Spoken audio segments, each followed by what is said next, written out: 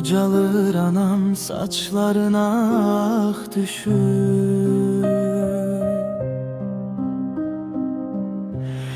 Ömrün yükü çiğnlere çok düşür.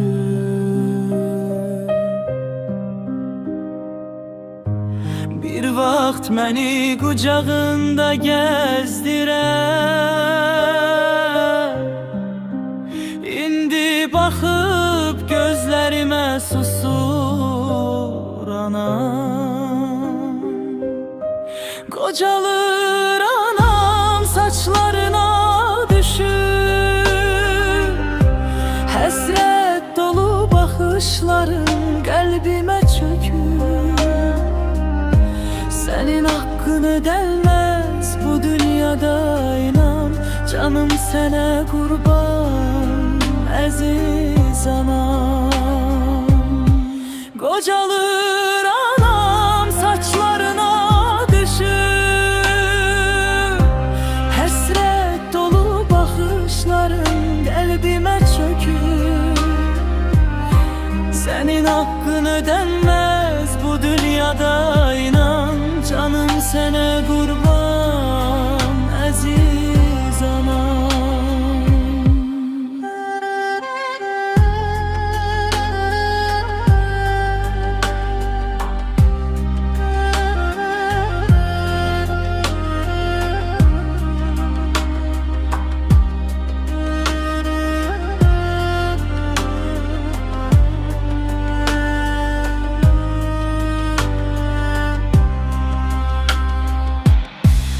Ellerinde zəhmətinin izi var.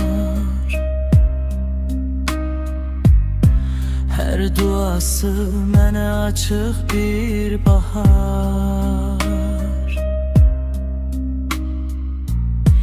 Mən böyüdüm, sən yoruldun illərlə.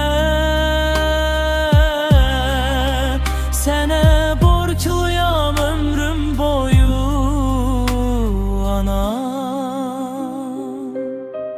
Kocalır anam saçlarına düşür.